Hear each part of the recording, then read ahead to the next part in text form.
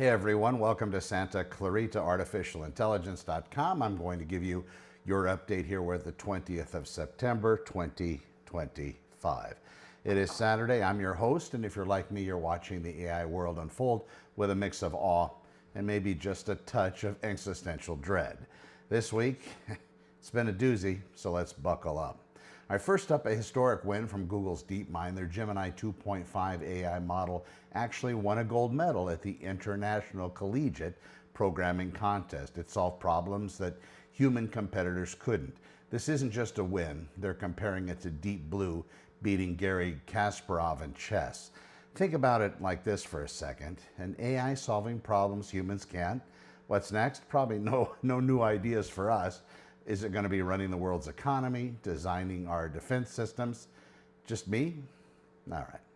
Well, then we have OpenAI, the chat GPT folks. They're reportedly planning an AI-powered job platform to compete with LinkedIn. Well, because our job market isn't already complex enough. And get this, they're restructuring it into a for-profit entity, of course. So a massive AI company deeply entwined with Microsoft is now officially all about the money.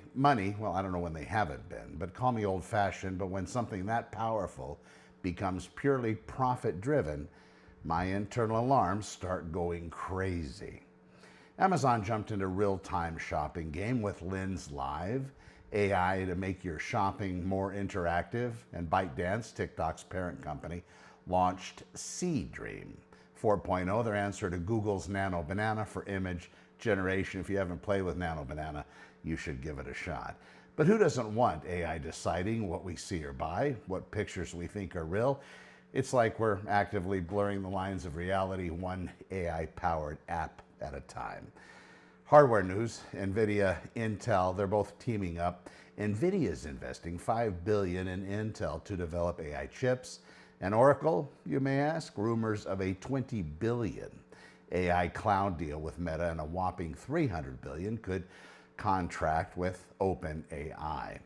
We're talking about astronomical sums of money flowing into building the infrastructure for these incredibly powerful systems. It's an arms race, but instead of missiles, nukes, where it's processing power. And I'm not entirely convinced we know what the finish line looks like, or if we even want to get there. Now, on the regulatory front, there's some movement. California's Frontier Model AI Safety Bill is advancing. It wants powerful AI systems to disclose safety measures and report incidents. And the FTC is looking into AI chatbots and their impact on kids. Both great decisions. It definitely is a start, I guess, but honestly, it feels more like putting a tiny Band-Aid on a rapidly expanding crack in the dam. The pace of innovation is so fast, I worry regulation will always be playing catch up. Research continues to push boundaries. Samsung's AI Forum showcased on-device AI for consumer electronics. An AI pioneer, Yoshua Bengio, introduced Scientist AI, specifically designed to mitigate risks from powerful AI. So we're building superintelligent AI, and then we need other superintelligent AI just to make sure the first one doesn't go rogue. Well, this isn't comforting. It sounds like a plot from a sci-fi movie that usually ends with humanity in peril. And then there's the business side. Federal judge rejected a $1.5 million copyright settlement between Anthropic and authors. Penske Media is suing Google over its AI overviews. It's a wild west out there. Everybody's scrambling for position, for profit, and for control. The ethical and legal frameworks just aren't keeping up. And guess who gets caught in the middle? We do.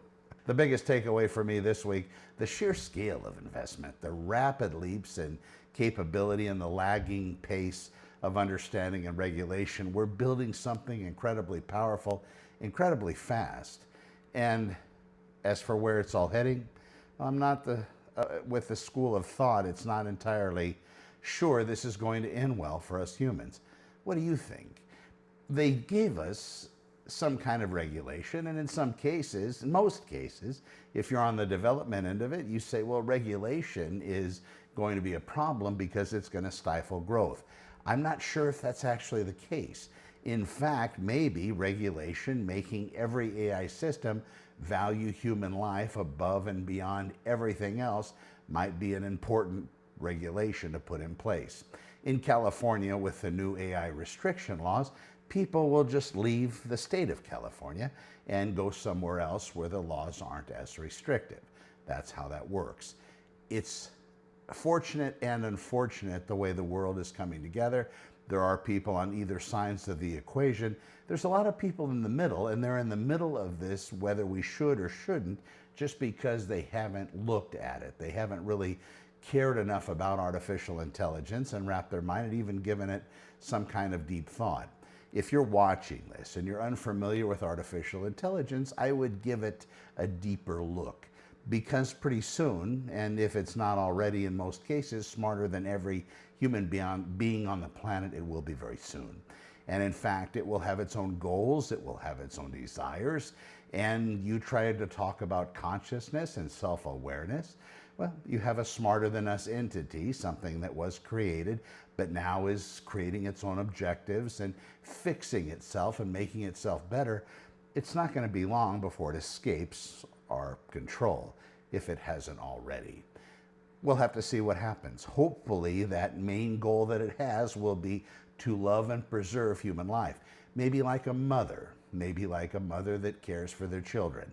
Maybe it will always be that way. Maybe it will create this utopia for human beings that's balanced with just enough challenge to keep us all interested, but where we can explore our greater selves, to try to develop ourselves in the best way possible and be the best examples of what humankind could possibly be.